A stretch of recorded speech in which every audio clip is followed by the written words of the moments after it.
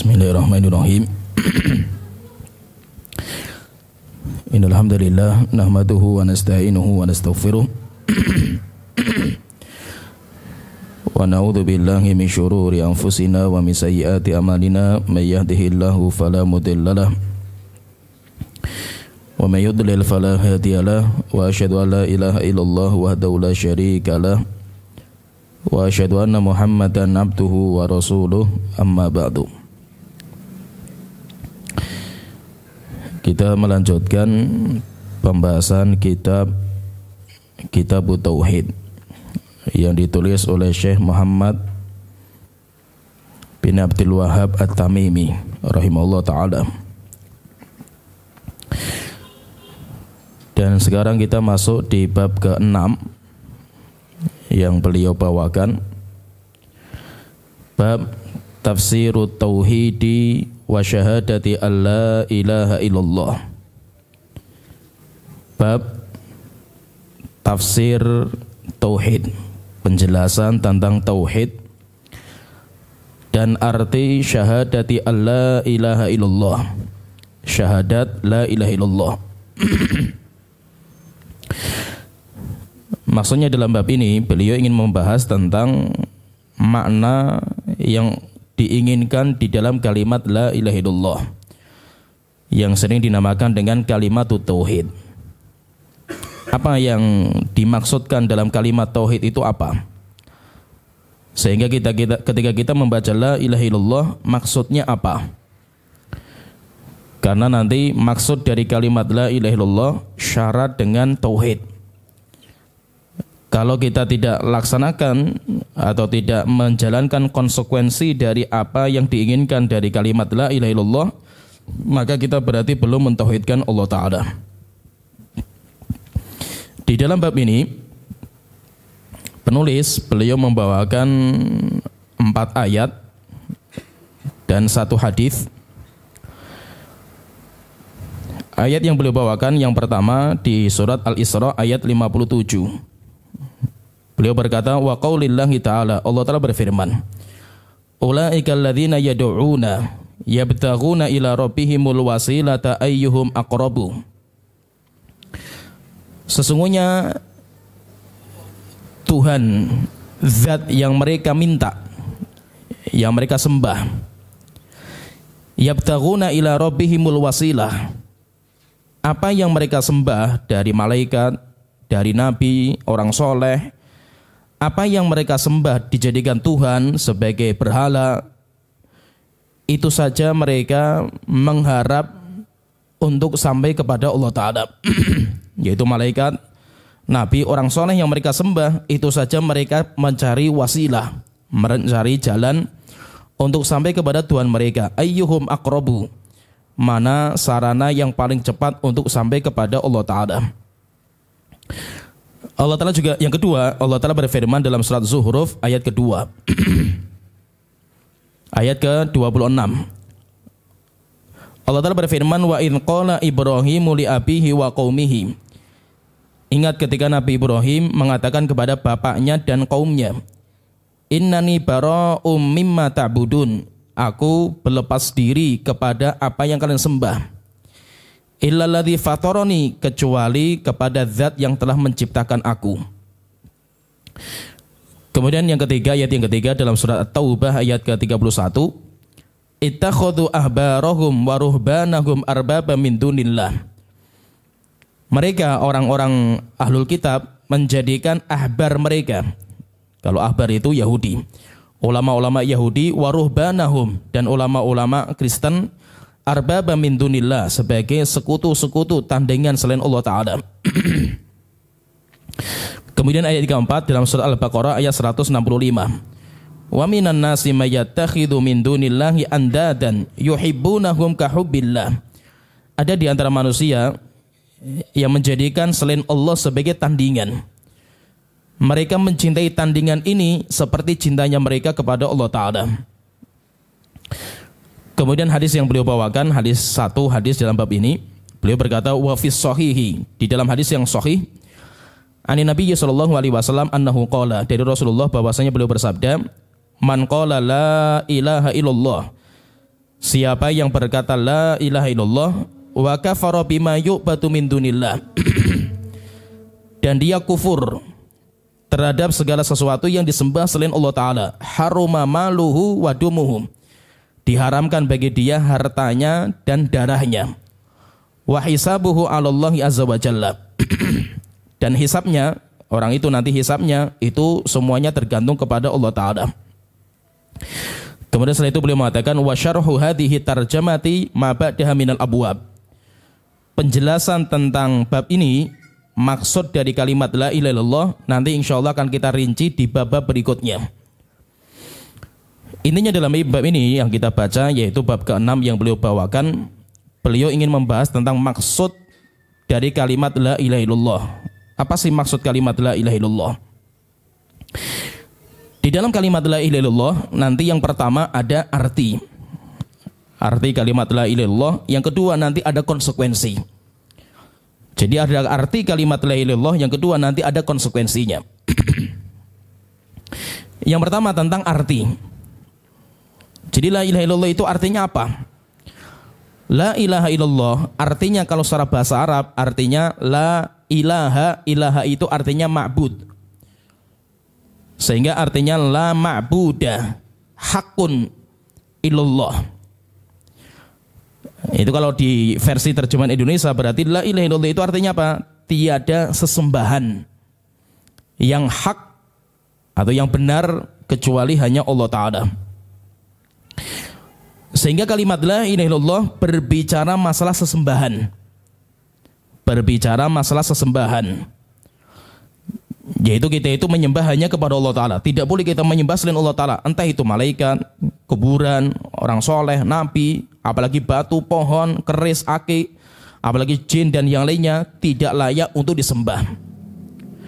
Siapa yang menyembah selain Allah berarti semua malaikat, orang soleh atau siapa saja, maka berarti dia telah membatalkan ucapan la ilaha illallah yang dia ucapkan.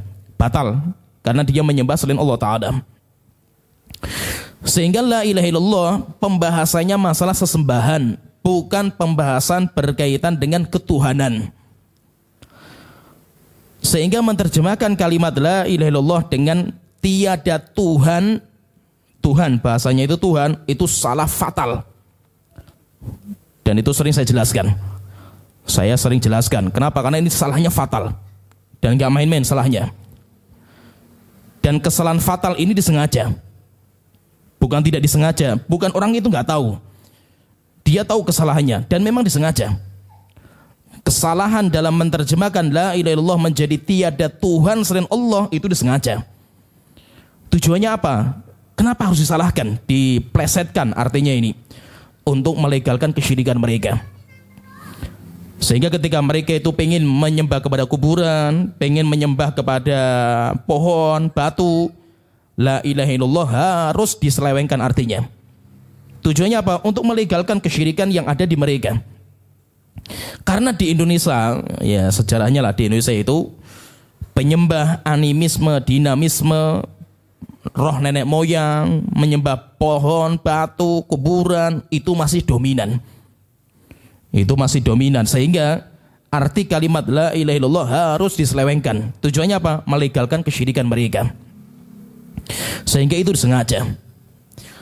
Sehingga mengartikan kalimat la ilaha illallah dengan tiada Tuhan, kalimat Tuhan yang muncul ini kesalahannya fatal. Kesalahannya fatal sekali. Kenapa? Karena kita membahasnya bukan masalah ketuhanan. Pembahasan la ilaha illallah itu bukan masalah ketuhanan. Bahwasanya Tuhan itu hanya Esa, hanya Allah. Bukan itu yang kita bahas.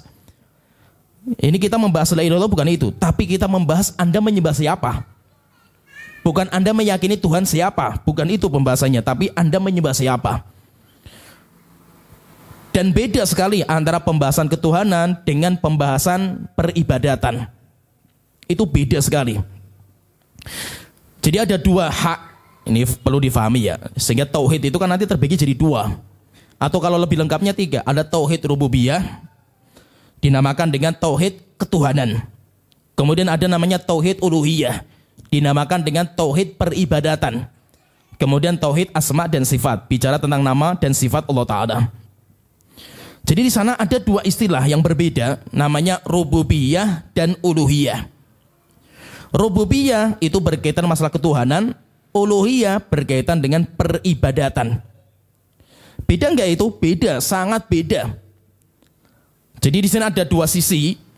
Fahami ini, ada dua sisi. Ada Allah sebagai sang khalik, ada kita makhluk sebagai sang makhluk. Ada khalik, ada makhluk. Perbuatan sang khalik kepada makhluk, Allah menciptakan, Allah memberikan rizki, Allah mengatur, Allah menurunkan musibah, Allah mengangkat musibah. Perbuatan Allah kepada makhluk dinamakan dengan sifat ketuhanan. Sedangkan perbuatan hamba kepada Allah, hamba berbuat untuk Allah, hamba sholat, hamba puasa, menyembelih, bernazar, berdoa, hamba yang berbuat untuk Allah Ta'ala, ini dinamakan dengan sifat peribadatan. Kalau kita mentauhidkan dalam masalah rububiyah, ketuhanan, berarti kita yakini tidak ada yang menciptakan, menghidupkan, mematikan, menurunkan musibah, mendatangkan musibah, kecuali hanya Allah semata. Itu namanya tauhid rububiyah. Kalau tauhid uluhiyah, tidak ada yang boleh kita sembah, baik itu sholat, puasa, bernazar, menyembelih, dari perbuatan kita, kecuali hanya kita tujukan kepada Allah Ta'ala. Sehingga kalau la ilaha illallah diartikan tiada Tuhan, berarti pembahasannya masalah tauhid rububiyah. Kita membahas tentang pengesaan perbuatan Allah kepada hamba. Apakah seperti yang dibahas dalam masalah tauhid la ilaha illallah? Bukan. La ilaha illallah tidak membahas masalah keesaan ketuhanan Allah. Karena itu enggak masalah berbeda. Kita sama orang kafir Quraisy enggak berbeda dalam masalah ini, sama. Tapi la ilaha illallah membahas tentang peribadatan kita ditujukan kepada siapa. Itu yang menjadi perbedaan antara Nabi Muhammad dan kafir Quraisy. Orang kafir Quraisy kalau ditanya man khalaqas samawati wal ard, wahai orang kafir Quraisy, siapa sih yang menciptakan langit dan bumi? Allah. Siapa yang menurunkan air hujan? Allah. Mereka masih meyakini Allah sebagai sang Tuhan satu-satunya.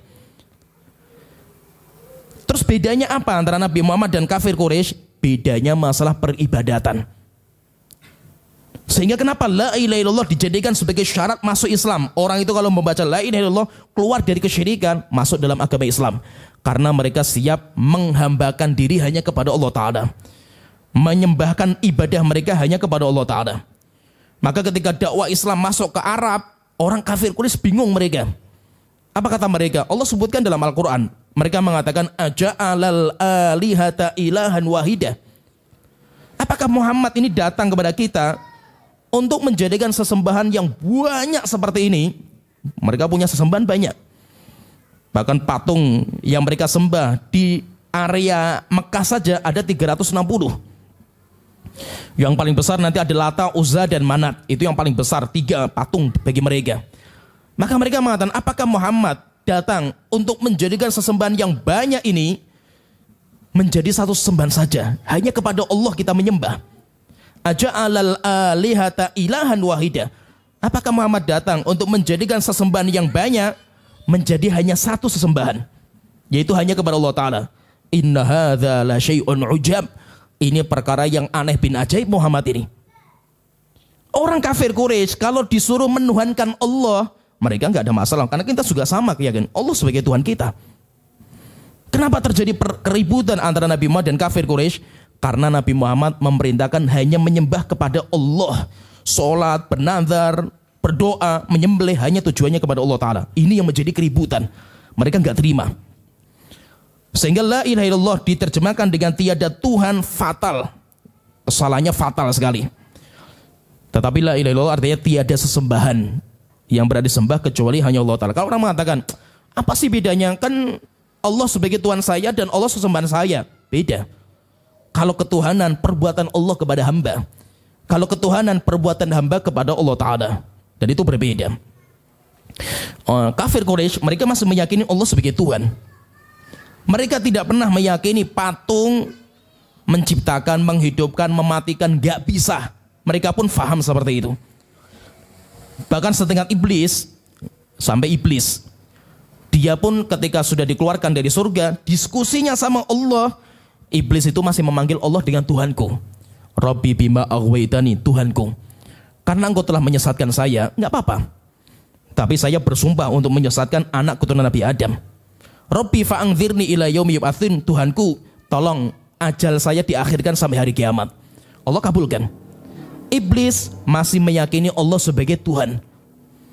Kalau seandainya la ilaha illallah artinya tiada Tuhan, berarti Abu Jahal, Abu Lahab, kafir Quraisy, mereka semuanya masuk Islam. Dan gak ada bedanya dengan Nabi Muhammad. Bahkan iblis pun mereka masuk Islam. Tapi kenapa terjadi keributan, sampai terjadi perang Badar, perang Uhud, sampai terjadi peperangan demi peperangan? Karena mereka tidak bersatu. Nabi Muhammad dan kafir Quraisy mereka berseteru. Mereka ribut, mereka berperang. Dalam masalah apa mereka itu berperang? Dalam masalah peribadatan. Bukan masalah ketuhanan. Sehingga la ilaha illallah diartikan tiada Tuhan. Kalimat Tuhan ini jadi masalah. Ini fatal. Dan saya katakan ini disengaja. Terjemahan ini itu memang sengaja dibuat keliru. Kenapa disengaja? Anehnya itu coba ya, nanti kalau antum di rumah coba buka mushaf. Coba nanti dibuka mushaf antara surat Al-Fatihah sebagai pembuka surat dengan surat An-Nas sebagai penutup surat. Terjemahan Al-Fatihah dan terjemahan An-Nas itu benar. Contohnya ketika Allah telah mengatakan Alhamdulillahi Rabbil Alamin. Segala puji bagi Allah Rabbil Alamin. Rabb diartikan dengan Tuhan semesta alam. Dan itu benar.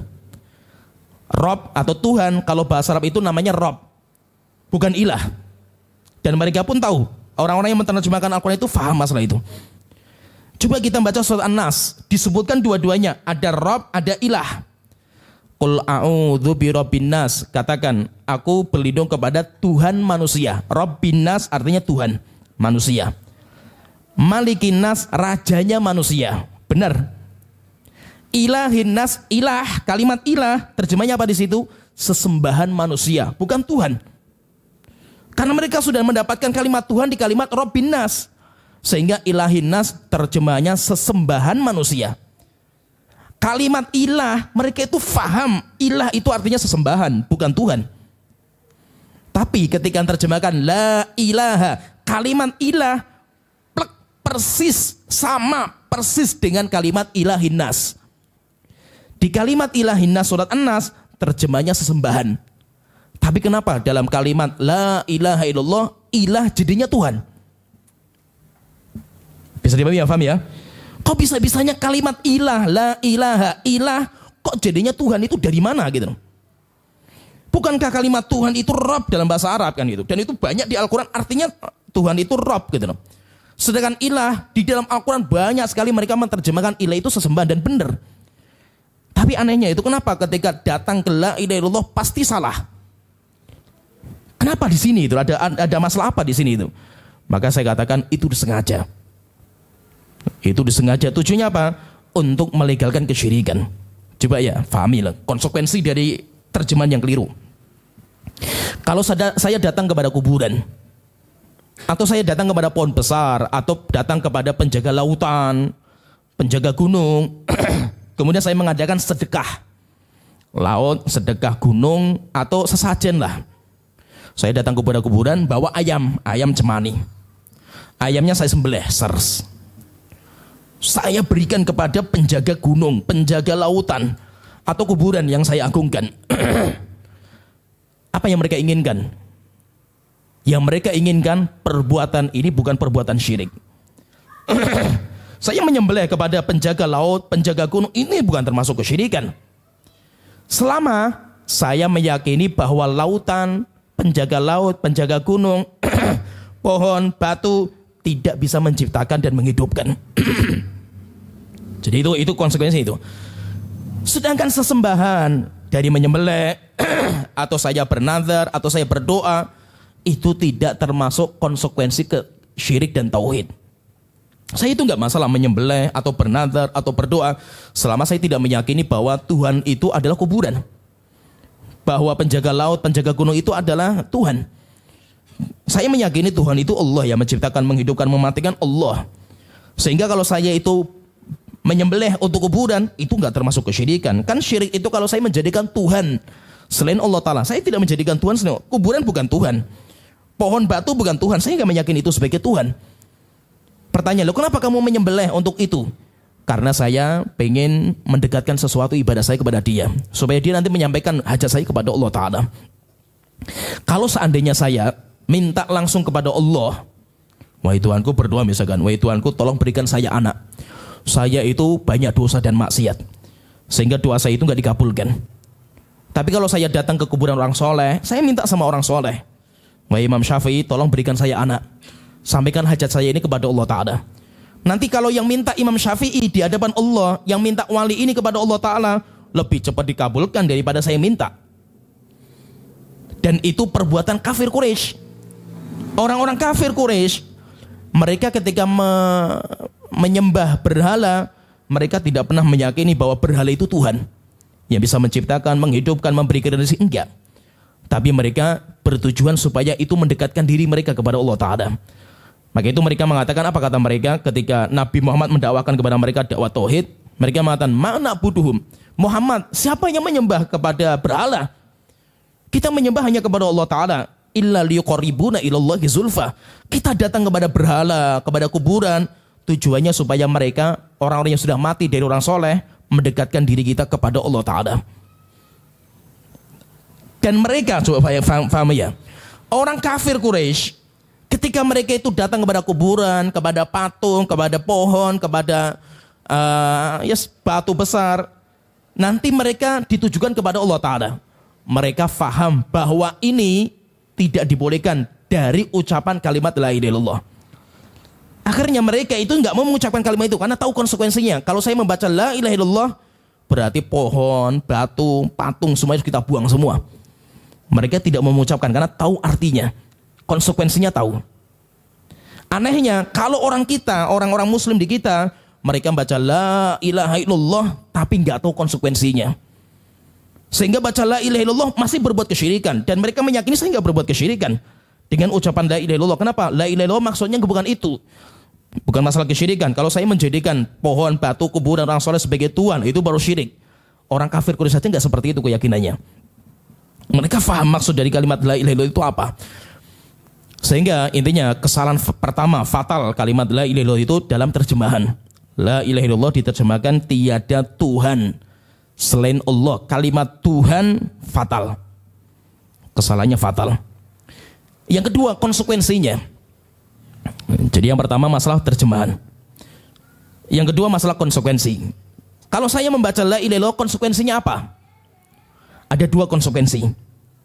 Yang ini nanti dua ini akan dibahas sama beliau. Penulis akan membahas dua ini panjang lebar.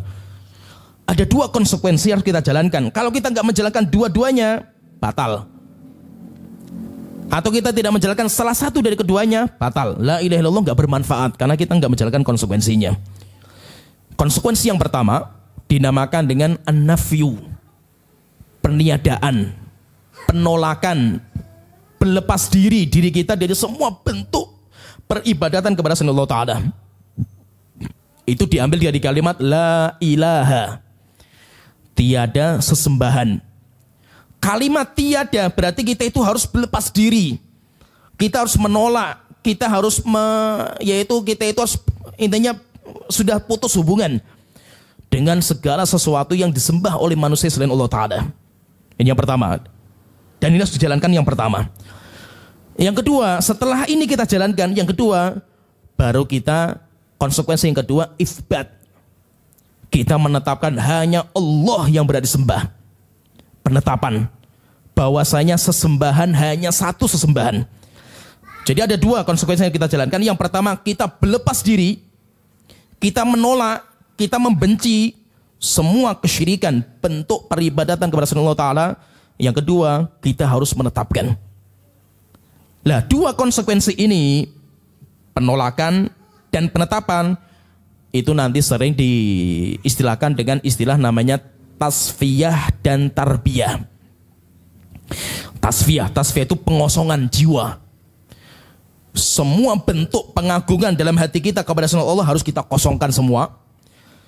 Setelah kita bersihkan, kita kosongkan, setelah itu baru ditarbiyah, diisi. Pengisian setelah kosong baru diisi dengan konten tauhid. Hanya Allah satu-satunya yang berhak disembah.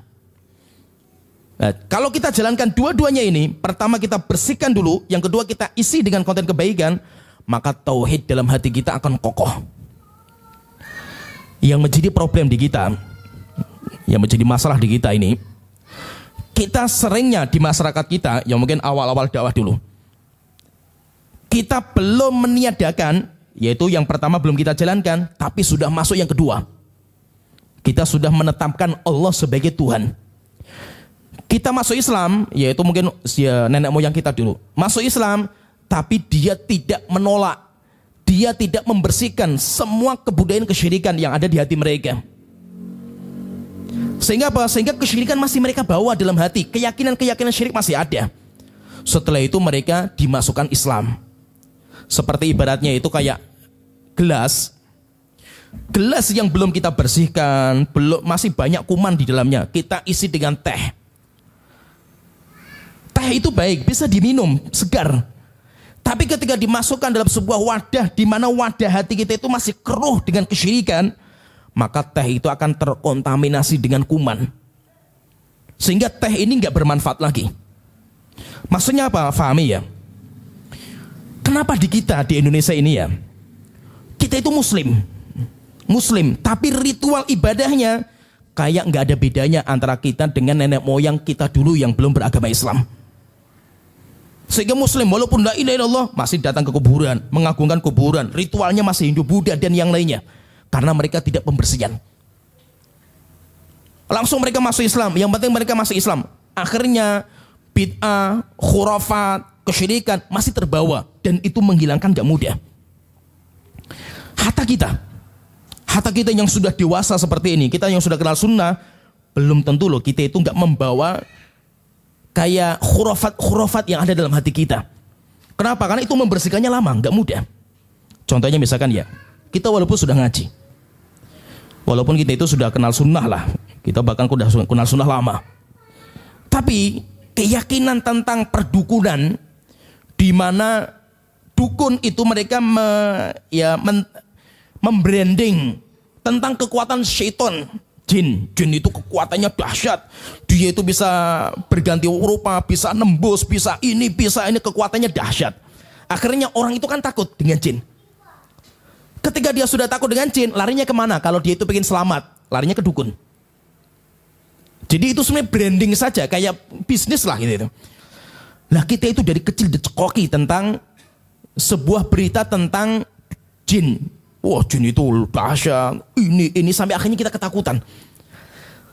Ketakutan yang ada dalam hati kita belum tentu kita bisa membersihkan loh. Walaupun kita sudah ngaji. Sekarang gini misalkan ya, kenapa kita itu masih ada rasa takut walaupun kita sudah kenal sunnah loh. Kita laki-laki yang sudah jenggoten, perempuan sudah cadaran. Coba malam Jumat Kliwon jalan di depan kuburan, mogok motornya, kemeringat juga dia kan gitu loh. Padahal sudah ngaji loh, bukan dia itu orang awam kan, gembrobos juga kan gitu loh. Malah kencing juga, ngompol juga di situ kan gitu loh. Pertanyaan sekarang, apa yang Anda takuti gitu loh? Anda itu takut apa kan gitu loh? Yo nanti kalau ada pocongan, wis ngeri lah gitu loh. Saya tanya, Anda pernah lihat pocongan belum? Yo lihatnya di TV kan gitu loh. Sekarang kalau Anda lihat pocongan, apakah pocongan itu punya kekuatan yang bisa mencekik, bisa seperti ini? Yo nggak tahu juga kan itu. Sesuatu yang kita nggak pernah melihat di alam nyata, ya kan? Dan kita ini nggak pernah tahu kekuatan mereka, tapi rasa takut itu dominan. Dan itu dahsyat loh, apalagi orang Indonesia. Orang Indonesia itu doktrin masalah takut kepada syaitan, itu luar biasa. Mau sampai santri pondok saja, pondok loh ini, santri pondok yang sudah hafal Quran, terkadang depan asrama itu ada botol aqua warnanya keruh gitu. Rupanya kencingnya di botol, nggak berani ke WC kan gitu. Bayangkan itu santri loh, itu sudah santri, bahkan terkadang sudah jadi ustadz saja itu rasa takutnya masih ada gitu. Coba bayangkan itu. Akhirnya ketika rasa takut seperti ini berarti apa? Akan tercampur antara tauhid dengan kesyirikan. Ya. Coba kalau kita belajar, rupanya kita belajar itu kan lama kita itu belajar sampai akhirnya kita bersihkan. Rupanya syaitan itu nggak bisa nembus tembok. Keyakinan bahwa syaitan itu bisa nembus tembok itu keliru. Dalam agama kita nggak bisa. Syaitan itu nembus tembok nggak bisa. Kemudian katanya jin itu punya kekuatan yang dahsyat-dahsyat seperti ini. Kita bisa melawan, bahkan kita lebih kuat daripada mereka. Sehingga apa? Akhirnya gara-gara kita itu sering terdoktrin seperti itu, sejak kita itu kecil, rasa takut itu muncul. Itu akhirnya kan itu keruh, itu kayak kuman lah, itu kayak penyakit hati yang harus kita bersihkan. Lah kebanyakan orang-orang kita zaman dahulu mungkin ini belum bersih, keyakinan seperti ini belum bersih, sudah dimasuki Islam. Akhirnya Islamnya akan terkontaminasi dengan keyakinan sebelumnya. Akhirnya zahirnya Islam, keyakinan mereka masih syirik dan kufur. Coba misalkan kita lihat ya, para sahabat yang mereka masuk Islam di Mekah, ketika dibuka kota Mekah, karena Allah Ta'ala mengatakan wa ra'aitan nasa yadkhuluna fi dinillahi afwaja. Muhammad, nanti kalau kamu sudah menaklukkan kota Mekah dan kamu melihat manusia berbondong-bondong masuk agama Allah Ta'ala, fasabbih, bertasbihlah kamu kepada Allah Ta'ala. Dalam satu hari ketika dibuka kota Mekah, 2.000 orang masuk Islam. Mereka coba bayangkan ya, masuk Islamnya depan Rasulullah loh mereka. Masuk Islamnya depan Rasulullah, bayangkan itu. Syiar-syiar syirik sudah dihancurkan sama Rasulullah, patung-patung dihancurkan semua, dan mereka melihat bahwasanya patung berhala nggak ada manfaatnya sedikit pun. Setelah itu pasukan-pasukan yang baru masuk Islam ini dibawa sama Rasulullah untuk perang. Sisa-sisa orang-orang kafir yang belum masuk Islam, namanya perang Hunain. Jadi perang Hunain itu perang terakhir sama orang Arab setelah dibukanya kota Mekah. Jadi dibuka kota Mekah, kan orang-orang berbondong masuk Islam. Yang tidak masuk Islam, mereka berkumpul di Hunain untuk menantang kaum muslimin dalam peperangan. Akhirnya Rasulullah berangkat ke sana, 12.000 orang berangkat. 10.000 dari para sahabat senior yang masuk Islam sejak dari Madinah berangkat untuk haji atau menaklukkan kota Mekah. 2.000 para sahabat yang baru masuk Islam. Coba kita lihat ya, mereka sudah masuk Islam bahkan depan Rasulullah. Ketika mereka berjalan, di tengah jalan mereka melihat pohon besar. Ada pohon bidara besar. Bidara itu kan ada duri-durinya. Kebiasaan orang kafir Quraisy, kalau mereka itu melihat pohon besar, pasti mereka itu pengen ngelap berkah. Dicandelkan pedang, senjata, tombak, berdiam diri di pohon itu, nanti ampuh pokoknya itu. Coba bayangkan itu, keyakinan ini masih ada loh, keyakinan seperti ini. Mereka baru masuk Islam, ini belum bersih. Akhirnya setelah itu ketika mereka melihat pohon besar, datang ke Rasulullah. Ya Rasulullah, kata mereka, ij'al lana dzata anwatin, tolong bikinkan, pilihkan untuk kita pohon besar yang menjadi tempat ngelap berkah, sebagaimana dulu ketika kami di zaman jahiliyah, kita punya pohon-pohon seperti itu ya Rasulullah, untuk ngelap berkah. Rasulullah marah, mukanya marah sekali Rasulullah, merah muka beliau. Maka Rasulullah mengatakan, Allahu Akbar, qultum walladzi nafsu Muhammadin biyadi, kalian telah mengatakan sebuah ucapan mungkar seperti ucapan Bani Israel kepada Nabi Musa, ij'al lana ilahan kama lakum alihatun. Musa, tolong bikinkan kami sesembahan seperti orang-orang kafir punya sesembahan. Maka Nabi Musa mengatakan, innakum qaumun tajhalun, memang kan orang bodoh kalian ini. Nabi Muhammad, coba perhatikan di sini, menyamakan ucapan orang-orang baru masuk Islam dari umatnya beliau yang pengen menjadikan pohon sebagai ngelap berkah, seperti ucapan kaumnya Nabi Musa yang pengen sesembahan. Berarti ngelap berkah itu termasuk menjadikan tempat itu, pohon itu sebagai Tuhan selain Allah Ta'ala, sesembahan selain Allah Ta'ala. Apakah Rasulullah mengkafirkan mereka? Ini baru masuk Islam, ini masuk Islam, sudah masuk Islam, tapi masih membawa kesyirikan dalam hati mereka.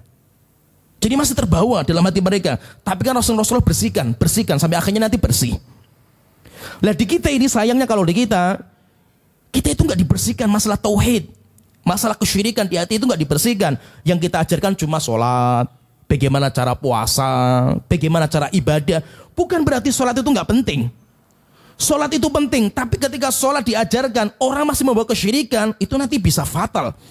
Akhirnya sholatnya tujuannya bukan untuk Allah Ta'ala, masih berharap kepada selain Allah Ta'ala, masih ininya kepada selain Allah lebih dominan daripada kepada Allah Ta'ala. Dan itu bahayanya kenapa? Ketika mereka tidak menjalankan yang pertama, yaitu mereka tidak ditasfiyah. Maka kalau kita itu pengen bersih tauhid kita, ya pertama harus kita bersihkan semua dalam hati kita. Harus kita bersihkan. Namanya orang ya, misalkan ya kita dulu mengagungkan sesuatu selain Allah Ta'ala, keris, akik, sampai ini cerita ya. Ini cerita nyata. Ketika perang Ambon, jadi Ambon itu kan peperangan antara kaum muslimin dan orang Kristen.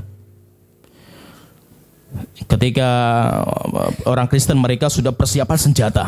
Selama ini mereka tertipu orang Muslim dengan slogan toleransinya orang Kristen. Orang Kristen itu kayak gitu. Kalau mereka minoritas, toleransi lah. Tapi ucapan dustanya mereka. Kalau mereka dominan, gak ada toleransi. Jadi ketika di Ambon itu ceritanya, mereka gembor-gembor toleransi sampai akhirnya kok mesti tertipu dengan slogan mereka. Rupanya di bawah di gereja mereka mengumpulkan senjata api. Sampai akhirnya ketika mereka sudah melihat kuat, kaum muslimin sedang sholat hari raya Idul Fitri, diberondong, yaitu di lapangan ditembaki sama mereka sampai banyak yang meninggal dunia, sampai dibantai habislah kaum muslimin, sehingga toleransi sudah nggak ada lagi setelah itu. Pendusta lah slogan-slogan mereka itu, sampai akhirnya tersebar sampai ke Jawa. Kan masalahnya sampai ke Jawa, akhirnya kan pasukan Jawa mujahidin berangkat ke sana. Coba bayangkan ini cerita nyata loh. Ini saya yang cerita kepada saya itu orang-orang yang berangkat. Orang yang berangkat ke sana, mujahidin yang baru-baru tobat itu, ada yang bawa raja, ada yang bawa keris. Ini mau jihad nggak pengen mati kan gitu loh, supaya nggak mati, supaya ampuh kan gitu. Ini kan jadi masalah. Mereka berjihad membela Islam, tapi masih membawa kesyirikan.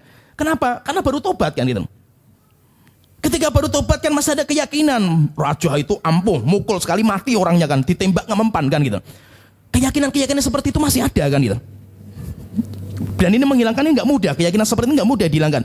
Orang baru bertobat kenal sunnah, posturnya bisa berubah, jenggotnya ini bisa berubah, keyakinannya belum tentu berubah. Misalkan orang partai yang dulu semuanya karena kepentingan kan gitu loh, sodakoh dan yang lainnya kan karena kepentingan. Kenal sunnah, belum tentu dia itu ikhlas karena Allah Ta'ala. Untuk menghilangkan keyakinan yang sudah mendarah daging itu nggak mudah. Nah kalau kita pengen tauhidnya murni, itu harus dibersihkan dulu. Yaitu kayak ya virus-virus syirik yang menempel dalam hati itu harus dibersihkan. Kalau sudah bersih, baru akhirnya diajarkan masalah sholat, diajarkan masalah puasa, diajarkan masalah ini. Akhirnya tauhidnya itu kuat. Sehingga ada namanya tasfiyah dan tarbiyah. Dibersihkan dulu, setelah itu baru diisi dengan konten kebaikan. Coba kalau kita lihat yang dulu pernah kita bahas tentang dakwah. Nabi Muhammad ketika mengutus Mu'adz bin Jabal ke Yaman, apa kata Rasulullah? Ya Mu'adz, nanti kamu mendatangi orang Kristen. Faltakun awwala ma tad'uuhum ilaihi syahadatu an la ilaha illallah. Pertama kali harus kamu dakwakan kepada mereka syahadat yang benar akan tauhid mereka ini. Kalau sudah benar tauhidnya, baru kabarkan kepada mereka Allah mewajibkan untuk sholat. Kalau mereka sudah mau sholat, ajarkan kepada mereka Allah mewajibkan mereka untuk bayar zakat. Jadi tauhid dulu harus dibersihkan. Baru tauhid setelah bersihkan, diajarkan konten sholat, konten kebaikan, baru diajarkan. Sehingga apa? Ibadah mereka nggak terkontaminasi dengan kesyirikan. Yang bahaya itu apa? Orang beribadah, tapi masih ada ya kesyirikan yang menempel dalam ibadah itu, dan itu bisa membatalkan semua ibadah. Dan itu bahaya. Misalkan gini, orang datang kuburan. Pertanyaan sekarang, kenapa orang capek-capek ziarah kubur? Sampai mereka membayar mahal. Mereka mengorbankan waktu, tenaga, biaya. Pertanyaan, pasti mereka punya keinginan gak? Ada sebuah keyakinan gak dalam hati mereka? Pasti ada. Gak mungkin kalau seandainya mereka gak meyakini bahwa kuburan yang mereka tuju itu gak ada manfaat dan madharat. Kenapa mereka sampai datang kuburan-kuburan seperti? Karena mesti mereka meyakini ada sesuatu hebat, sesuatu yang manfaat dan madharat dalam kuburan yang mereka datangi. Dan itu kan kesyirikan. Ketika ini belum bersih, akhirnya sholat mereka, puasa mereka nanti tercampuri dengan kesyirikan seperti ini. Itu bahaya, bisa membatalkan semua ibadah tauhid kita. Ya, kita lanjutkan sedikit. Kita sekarang masuk di ayat dan hadis yang beliau bawakan. Ayat yang pertama di dalam surat Al-Isra ayat ke-57. Allah Ta'ala berfirman, ini saya bacakan yang lengkap. Kalau di situ dipotong, yaitu disebutkan intinya saja. Allah Ta'ala berfirman, Isra 57. Ulaika alladzina yad'una, sesungguhnya orang-orang yang mereka sembah yang mereka minta, yabtaghuna ila rabbihimul wasilata, mereka sendiri Tuhan mereka yang mereka sembah, mereka juga mencari sarana untuk sampai kepada Allah Ta'ala, namanya wasilah. Ayyuhum aqrab, yaitu sarana mana yang paling dekat sampai kepada Allah Ta'ala. Wa yarjuna rahmatahu, dan mereka juga mengharapkan rahmat Allah Ta'ala. Wa yakhafuna adzabah, dan mereka takut akan azab Allah Ta'ala. Inna adzaba rabbika kana mahdhura, sesungguhnya azab Tuhan kalian sangat ditakuti. Maksudnya gini, orang-orang kafir Quraisy, mereka menyembah kepada malaikat, mereka menyembah nabi, mereka menyembah kepada orang soleh, sampai ada berhala. Jadi berhala Lata, Uzza, Manat. Lata, Uzza, Manat itu aslinya orang soleh, yang mereka meninggal dunia, akhirnya mereka bikinkan patung. Mereka meyakini bahwa rohnya orang soleh itu masih hidup, sehingga nanti rohnya orang soleh menitis ke patung yang mereka bikin. Mereka berharapnya kepada patung, kepada orang soleh, padahal orang solehnya berharapnya kepada Allah Ta'ala. Maksudnya di sini ayat ini sebagai kayak pertanyaan, kayak pengingkaran Allah kepada mereka. Kenapa sih kalian itu kok berharapnya kepada malaikat, kepada nabi, kepada orang soleh? Padahal malaikat, nabi, dan orang soleh, mereka saja takutnya sama Allah Ta'ala. Mereka saja mintanya hanya kepada Allah Ta'ala. Kok kalian malah mintanya kepada mereka, bukan minta kepada Allah Ta'ala? Jadi kayak aneh bin ajaib. Kalian minta kepada seseorang yang orang itu saja mintanya kepada Allah Ta'ala. Kenapa nggak minta kalian kepada Allah langsung? Maksudnya itu ini kayak pertanyaan seperti, kenapa kalian malah mintanya kepada mereka? Padahal orang soleh yang mereka minta, yang kalian minta, itu juga beribadah hanya kepada Allah Ta'ala. Di sini kalau kita fahami di sini, yabtaghuna ila rabbihimul wasilah. Orang-orang soleh yang mereka sembah, mereka juga mencari wasilah untuk sampai kepada Allah Ta'ala. Jadi gini, berkaitan dengan hajat kita kepada Allah Ta'ala, kita kalau punya hajat, kita pengen masuk surga, kita pengen selamat dari api neraka jahanam, atau kita pengen mendapatkan kebahagiaan dunia dan hari kiamat, kita pengen rezeki kita lancar, kita pengen memiliki anak yang soleh dan solihah, itu kan hajat. Kita kalau minta sama Allah Ta'ala, maka kita dianjurkan untuk mencari perantara, sarana, supaya doa kita cepat dikabulkan. Supaya doa kita itu cepat dikabulkan. Kenapa? Karena ada doa yang cepat dikabulkan oleh Allah Ta'ala, namanya mustajab. Ada juga doa yang tidak dikabulkan sama Allah Ta'ala. Sehingga kalau kita itu punya hajat sama Allah Ta'ala, cari sarana supaya doa kita itu mustajab, cepat dikabulkan. Nah sekarang pertanyaan di sini, sarana yang bisa kita jadikan sarana itu apa saja? Namanya wasilah. Sarana itu namanya wasilah. Maka nanti wasilah itu perantara atau sarana lah. Sarana yang dijadikan sebagai alat untuk sampai kepada Allah Ta'ala, itu nanti kata para ulama terbagi menjadi 3. Wasilah itu nanti menjadi 3. Jadi wasilah itu sarana. Kegiatan orang mencari sarana namanya tawassul. Ini pahami istilahnya itu. Jadi gini, ini ada 3. Ada Allah, ada saya. Allah itu sebagai zat yang saya tuju. Sedangkan saya adalah orang yang punya hajat kepada Allah Ta'ala. Kalau saya minta sama Allah langsung, mungkin doa saya nggak mustajab karena saya banyak dosa. Akhirnya saya mencari cara supaya doa saya mustajab. Saya ketika mencari sarana untuk sampai kepada Allah, saya sedang bertawassul, mencari sarana untuk sampai kepada Allah Ta'ala. Sarana itu bagi saya namanya wasilah saya untuk sampai kepada Allah Ta'ala.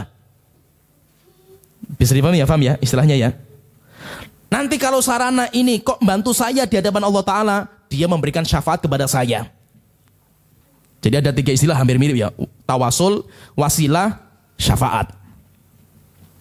Nah sekarang sarana yang bisa kita pakai untuk sampai kepada Allah, sarana yang dijadikan sebagai sarana untuk sampai kepada Allah Ta'ala, ulama nanti membagi menjadi 3. Yang pertama, wasail masyru'ah. Sarana yang dianjurkan, sangat dianjurkan dengan kesepakatan para ulama, nggak ada khilaf di antara mereka. Yaitu apa? Kalau kita itu ingin sampai kepada Allah Ta'ala, 1 dari 3. Yang pertama, kita mencari nama atau sifat Allah yang berkaitan dengan hajat kita. Contohnya misalkan, ketika kita itu di malam Lailatul Qadar, kita dianjurkan untuk minta pengampunan kepada Allah Ta'ala.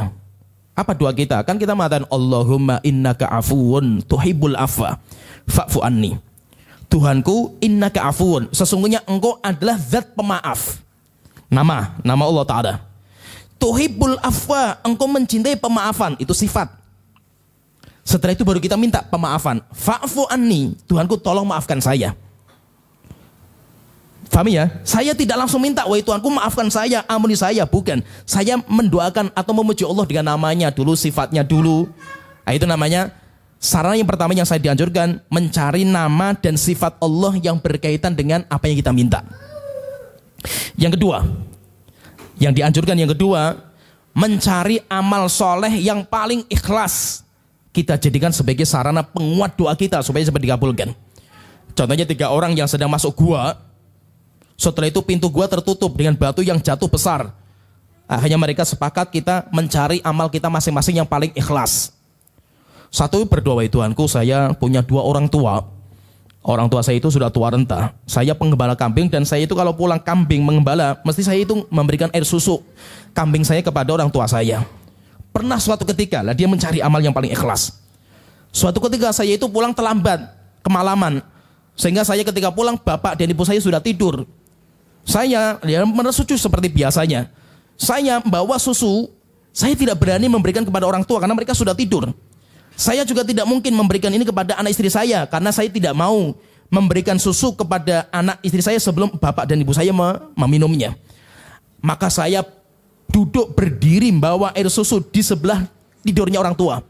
Saya tidak berani membangunkan dan saya juga tidak berani meninggalkan mereka. Akhirnya saya berdiri nunggu mereka bangun dan saya itu mendapatkan mereka bangun di waktu subuh. Setelah subuh saya baru berikan kepada mereka, wahai Tuhanku. Setelah itu dia bercerita, wahai Tuhanku, jika perbuatan saya ini ikhlas karena Engkau, tolong selamatkan saya. Nah, maka antum cerita dulu amal soleh yang kira-kira antum paling ikhlas itu apa? Misalkan gini, saya pengen, contohnya misalkan saya hitungkan ya, saya punya istri saya baru mau lahiran. Kita di rumah sakit, pusing ini kalau nggak lahiran normal ini istri saya disesar, saya pusing gitu. Coba antum cari amal yang paling ikhlas yang pernah antum amalkan itu apa? Nah, setelah itu gunakan untuk berdoa, wahai Tuhanku. Misalkan ya, saya pernah dulu ketika berjalan naik motor, saya itu melihat ada 2 orang jatuh. Nggak ada orang lain yang menolong, wahai Tuhanku. Dan saya waktu itu saya selamatkan mereka, saya tolong dan saya bawa mereka ke rumah sakit dan saya biayai karena saya kasihan kepada mereka. Saya tidak meminta balasan kepada mereka dan saya nggak pengen dipuji karena nggak ada orang yang melihat gitu. Wahai Tuhanku, jika seandainya amal saya ketika menolong 2 orang yang kecelakaan itu ikhlas karena Engkau, tolong selamatkan istri saya ketika melahirkan. Nah, jadi kita minta sama Allah dengan menguatkan perantara sesuatu gitu. Itu dari amal soleh yang paling ikhlas. Atau yang ketiga, yang disyaratkan yang ketiga, kita minta doanya orang soleh yang kita kenal. Misalkan saya punya istri yang mau lahiran, aduh pusing saya, gimana caranya? Akhirnya saya telepon siapalah, saya lihat ini orang paling soleh lah, makanannya paling halal misalkan itu. Saya telepon, akhi, saya melihat antum itu orang yang paling soleh. Saya lihat antum itu orang yang paling jaga-jaga dalam masalah makanan. Tolong doakan istri saya supaya lahirannya normal. Nah, setelah itu dia doakan, nah, itu boleh. Ini namanya wasail masyru'ah, sangat dianjurkan. Yang kedua, sarana yang kedua dinamakan dengan wasail bid'iyah. Sarana yang bid'ah. Bid'ah itu kenapa? Karena baru, nggak ada zaman salaf yang beramal seperti itu. Bid'ah lah masa itu. Apa itu wasail yang bid'ah ini? Yaitu menjadikan amal orang lain sebagai sarana, bukan amal kita. Kehebatan orang lain lah gitu. Misalkan saya berdoa, Tuhanku, demi kemuliaan Nabi Muhammad, tolong berikan saya anak. Kemuliaan Nabi Muhammad kan amalnya Nabi Muhammad, bukan amal saya. Lah ini dinamakan dengan wasail yang bid'iyah. Saya datang ke kuburan orang soleh misalkan, wahai Tuhanku, dengan nama orang soleh yang mulia ini, tolong berikan saya anak. Ini bid'ah. Tapi apa hukumnya? Di sini para ulama berbeda pendapat. Jumhur ulama mengatakan hukumnya boleh. Jumhur ulama boleh. Berdoa seperti ini boleh. Tapi kalau pendapatnya Imam Abu Hanifah dan kedua murid beliau, nanti ini yang dicari sama Syekhul Islam dan yang lainnya lah, ulama-ulama kita sekarang ya ikuti pendapat Imam Abu Hanifah. Beliau mengatakan tidak dibolehkan. Tapi syirik enggak? Bukan. Ini bukan termasuk kesyirikan. Kenapa? Karena dia masih mintanya sama Allah Ta'ala. Ini mintanya sama Allah Ta'ala. Cuma dia menyebutkan amal yang itu tidak disyariatkan. Ini paham ya? Ini namanya wasail bid'iyah. Yang ketiga, wasail syirkiyah. Perantara yang itu hukumnya syirik. Yaitu apa? Saya meminta kepada orang yang mati untuk menyampaikan hajat saya kepada Allah Ta'ala. Misalnya saya datang kepada kuburan, misalkan kepada kuburan siapa, wali misalkan, Pak Wali, saya pengen punya anak, tolong doakan saya di hadapan Allah Ta'ala, mintakan hajat saya kepada Allah Ta'ala. Ini sudah meninggal, dan saya mintanya langsung kepada dia. Bukan saya minta anak kepada dia itu. Kalau minta anak sama dia itu jelas syirik besar. Dia menjadikan ini sebagai perantara untuk mintakan kita kepada Allah Ta'ala. Tapi saya mintanya kepada ini, itu juga termasuk syirik. Ya, paham ya rinciannya lah. Jadi ini namanya wasilah. Karena Allah Ta'ala sebutkan di sini yabtaguna al-wasilata ayyuhum aqrab. Yabtaguna ila rabbihimul wasilata ayyuhum aqrab, yaitu orang-orang yang mereka sembah itu saja juga mereka mencari jalan untuk sampai kepada Allah Ta'ala. Yaitu jalannya tadi. Jadi intinya tidak boleh kita itu menyembah kepada selain Allah Ta'ala, mau dia itu orang soleh, mau dia itu malaikat, sama saja, nggak ada bedanya. Kemudian ayat kedua yang beliau bawakan yaitu dalam surat Zuhruf ayat ke-26. Wa idh qala Ibrahimu li abihi wa qaumihi innani bara'um mimma ta'budun. Coba saya bacakan, coba nanti dilihat nanti ini yang mana. Ingat ketika Nabi Ibrahim mengatakan kepada bapaknya dan kaumnya, sesungguhnya aku berlepas diri dari apa yang kalian sembah. Ini termasuk apa tadi? Konsekuensi apa ini? Namanya an-nafyu. Berlepas diri, kita menolak, kita membenci, atau namanya tasfiyah. Setelah itu Nabi Ibrahim mengatakan illalladzi fatarani, kecuali hanya kepada zat yang telah menciptakan saya, yaitu Allah Ta'ala. Ini apa ini? Nah, itu yang dinamakan dengan al-itsbat atau namanya tarbiyah. Setelah kita bersihkan hati kita dari semua peribadat kepada selain Allah Ta'ala, setelah itu baru diisi hati kita hanya untuk Allah Ta'ala. Itu persis dengan kalimat la ilaha illallah. Illalladzi fatarani fa innahu sayyadin, kecuali zat yang telah menciptakan aku, dialah yang akan memberikan hidayah kepada aku. Wa ja'alaha kalimatan baqiyatan fi aqibihi la'allahum yarji'un. Allah menjadikan kalimat ini la ilaha illallah, berlepas diri kepada semua bentuk penyembahan selain Allah Ta'ala dan menetapkan hanya Allah yang berhak disembah, itu dijadikan sebagai kalimat yang terus diwariskan kepada anak cucunya Nabi Ibrahim sampai zaman Nabi Muhammad. Tapi bid'ah bermunculan. Setelah itu datang Nabi Muhammad nanti untuk membersihkan bid'ah itu, kemudian dikembalikan kepada syariatnya Nabi Ibrahim. Kemudian ayat yang ketiga dalam surat Taubat ayat ke-30. Wa qalatil yahudu Uzair ibnullah. Orang-orang Yahudi mengatakan Uzair anaknya Allah. Wa qalatin nasara al-masih ibnullah. Orang Kristen mengatakan Nabi Isa anaknya Allah. Dzalika qauluhum bi afwahihim. Itulah ucapan dengan mulut-mulut mereka. Yudahi'una qaulal ladzina kafaru min qablu. Mereka ngikuti orang-orang musyrik sebelum mereka. Yaitu seperti kafir Quraisy dan yang lainnya.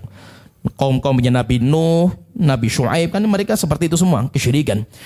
Qatalahumullah, semoga Allah membunuh mereka, memerangi mereka, anna yufakun, terhadap kedustaan mereka. Ittakhadhu ahbarahum wa ruhbanahum arbaba min dunillah. Mereka menjadikan pendeta mereka dan uskup mereka sebagai tuhan-tuhan tandingan Allah Ta'ala. Wal Masih ibn Maryam, dan Nabi Isa dijadikan sebagai tandingan Allah Ta'ala. Wa ma umiru illa liya'budu ilahan wahida. Mereka tidak diperintahkan kecuali untuk menyembah kepada satu ilah saja, sesembahan saja. La ilaha illa huwa, tiada sesembahan yang berhak disembah kecuali hanya Dia, yaitu Allah Ta'ala. Subhanahu amma yusyrikun, maha suci Allah terhadap apa yang mereka sekutukan. Jadi mereka menyembah kepada pendeta. Menyembahnya seperti apa? Karena pendeta itu mensyariatkan sebuah syariat untuk menghalalkan apa yang Allah larang dan mengharamkan apa yang Allah halalkan. Mereka patuh kepada pendeta mereka, maka itu namanya bentuk peribadatan mereka. Jadi bentuk peribadatan itu macam-macam, bisa dengan cara kita menyembelih, atau dengan cara kita itu patuh, dengan cara kita takut, cinta, itu semuanya nanti termasuk bentuk peribadatan. Kemudian yang keempat, surat Al-Baqarah ayat ke-165, wa minan nasi may yattakhidhu min dunillahi andadan yuhibbunahum kahubbillah. Ada di antara manusia yang menjadikan selain Allah sebagai sekutu. Mereka mencintai sekutu itu seperti cintanya mereka kepada Allah Ta'ala. Walladzina amanu asyaddu hubbalillah. Kalau orang yang beriman, cintanya mereka kepada Allah lebih besar daripada cintanya orang-orang musyrik kepada sekutu mereka. Walau yaronadzina dzalamu, jika seandainya orang-orang yang zalim nanti melihat idh yarawnal adzaba, ketika azab di depan mata mereka, annal quwwata lillahi jami'a. Mereka nanti akan sadar bahwa kekuatan hanya milik Allah Ta'ala. Sedangkan berhala, sekutu yang mereka bikin gak bisa menolong mereka. Wa annallaha syadidul azab, dan Allah keras sekali azabnya. Di sini bentuk peribadatan mereka kepada Tuhan mereka, sembahan mereka dengan cara cinta. Berarti yang maksudnya di sini itu semua bentuk ibadah, mau itu berharap, mau itu takut, mau itu mencintai, mau itu menyembelih, berdoa, bernazar, sujud, semua bentuk ibadah tidak boleh diserahkan kepada selain Allah Ta'ala. Dan itu termasuk kesyirikan. Kemudian yang terakhir yang beliau bawakan, hadis yang sahih, dikeluarkan oleh Imam Muslim hadisnya, yaitu Rasulullah bersabda, man qala la ilaha illallah wa kafara bima yu'badu min dunillah. Siapa yang membaca la ilaha illallah dan dia kufur terhadap segala sesembahan yang disembah selain Allah Ta'ala. Haruma maluhu wa damuhu, diharamkan harta dan darahnya. Wa hisabuhu 'alallahi azza wa jalla, tapi hisabnya mereka nanti Allah akan menghisab. Maksudnya gini, kalau ada orang yang dia sudah membaca la ilaha illallah, dia di depan kita membaca la ilaha illallah, dia tasyahud, syahadat, dia bersyahadat la ilaha illallah, maka kita anggap orang itu muslim, sehingga darahnya, hartanya, kehormatannya kita jaga. Apakah dia itu mengucapkan kalimat itu ikhlas karena Allah atau tidak, urusan dia dengan Allah Ta'ala, bukan urusan kita. Dan kita tidak boleh membongkar hati orang. Maka itu ketika Usama bin Zaid, dia membunuh seseorang yang sudah mengatakan kalimat la ilaha illallah. Jadi ketika berperang, Usama bin Zaid memantau orang kafir yang paling banyak membunuh orang muslim. Didapatkan satu orang yang paling, ya pahlawannya mereka lah. Setelah itu dikejar orang itu sama Usama bin Zaid. Usama bin Zaid sudah ngangkat pedang, yaitu orang itu sudah terdesak. Ada satu orang Ansor yang sudah ngangkat tombak. Ketika sudah mau mati seperti ini, tiba-tiba orang itu mengatakan asyhadu alla ilaha illallah wa asyhadu anna muhammadar rasulullah. Akhirnya orang Ansor mengatakan dia sudah menjadi saudara kita. Akhirnya tombaknya ditaruh, tidak jadi membunuh. Usama bin Zaid gak terima. Akhirnya pedangnya disabatkan ke leher orang itu, sampai akhirnya mati orang ini. Beritanya sampai ke Rasulullah. Maka langsung ditanya sama Rasulullah, wahai Usama, apakah benar kamu membunuh orang sudah syahadat? Maka Usama mengatakan, benar ya Rasulullah. Tapi ya Rasulullah, dia membaca kalimat itu karena takut mati ya Rasulullah. Maka Rasulullah mengatakan, wahai Usama, kamu sudah bedah dadanya belum? Coba kamu cari, dia itu mengatakan kalimat itu ikhlas karena Allah atau karena takut mati? Akhirnya Usama mengatakan, ya Rasulullah, tolong maafkan saya ya Rasulullah. Maka Rasulullah mengatakan, wahai Usama, bagaimana kalau seandainya ucapan la ilaha illallah dia nanti membantah kamu di hadapan Allah Ta'ala? Akhirnya Usama mengatakan, ya Rasulullah, tolong doakan saya supaya Allah memaafkan saya. Rasulullah hanya mengulang, wahai Usama, bagaimana dengan la ilaha illallah yang dia baca ketika nanti membantah kamu di hadapan Allah Ta'ala? Sampai Usama bin Zaid mengatakan, sampai saya takut dengan marahnya Rasulullah, sampai saya itu pengen waktu itu belum masuk Islam saya ini. Nah di sini maksudnya di sini itu, ini orang membaca la ilaha illallah, kemungkinan terbesar ada kemungkinan itu dia itu nggak ikhlas. Kenapa nggak ikhlas? Karena sudah mau mati.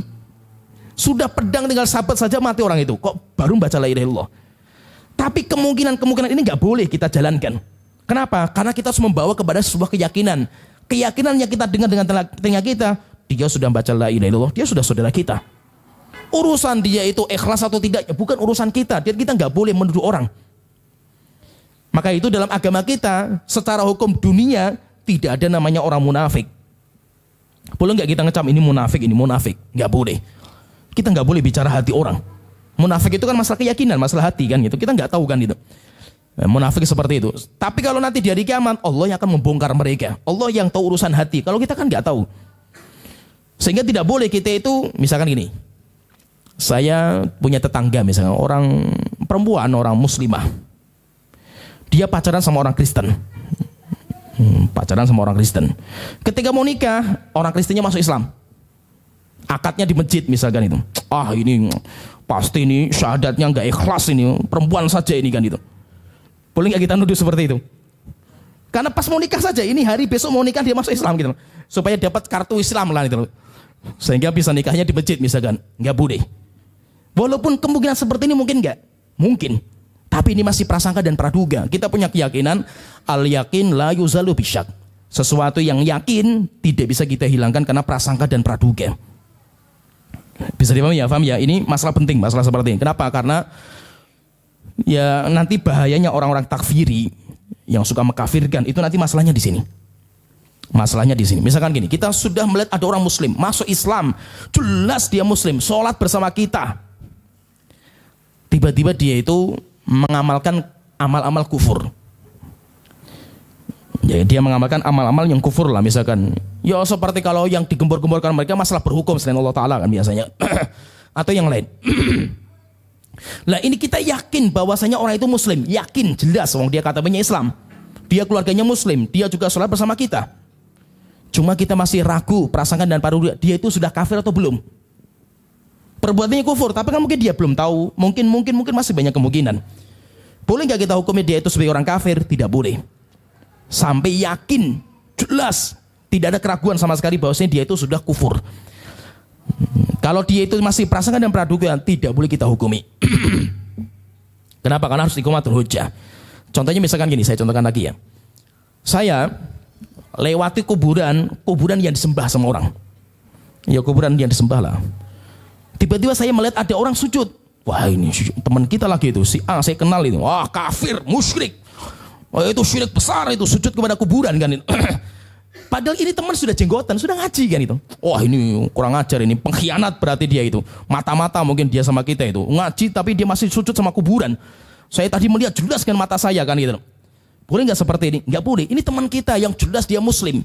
Sedangkan dia sujud sama kuburan, masih masa prasangka dan praduga. Apa alasannya? Motifnya apa kan gitu. Coba kalau motifnya itu, kenapa tadi kamu sujud kepada kuburan itu? Saya itu mencari teman saya, katanya ketemuan di sana gitu loh. Ketika saya cari, saya dapat telepon dari misalkan dari Telkomsel atau apa, saya dapat hadiah mobil. Alhamdulillah sujud syukur saya gitu. Rupanya depan saya kuburan, saya nggak tahu setelah sujud baru saya itu, masya Allah kuburan depan saya ini. Saya nggak tahu kalau itu ada kuburan gitu loh. Ya berarti kamu kan nggak tahu kan, nggak dihukumi kan gitu. Nah jadi apa? Orang ketika sujud, walaupun kita melihat sujud, tapi kan masih prasangka dan praduga. Motifnya apa dia kan gitu. Sehingga harus iqamatul hujjah, dudukkan. Kamu kenapa sujud pada kuburan? Ya saya misalkan ya ini kan nggak apa-apa, nggak bisa. Ini kita dudukkan. Kamu saya dakwai dulu kan gitu. Maka itu apa? Sesuatu yang yakin tidak bisa kita hilangkan dengan prasangka dan praduga. Lah nanti bahayanya orang-orang takfiri, orang-orang khawarij, orang-orang takfiri, mereka itu bermudah-mudahan dalam mengkafirkan orang muslim. Walaupun masih dalam masalah prasangka dan praduga. Itu pun sudah mereka kafirkan dan itu bahaya. Apalagi mengkafirkan personal, si A dan si B itu kafir, itu bahaya sekali. Ya sampai di sini pembahasan kita. Nanti insya Allah kita lanjut lagi di bab selanjutnya. Kalau bab selanjutnya kita sudah masuk di bentuk-bentuk kesyirikan. Nanti pertama yang beliau bahas nanti masalah memakai cincin, gelang, kalung untuk menolak mara bahaya. Itu raja atau namanya raja atau yang lain. Nanti kita bahas di pertemuan berikutnya. Sampai di sini pembahasan kita. Wa akhiru da'wana alhamdulillahirabbil alamin. Sallallahu alaihi wa sallam.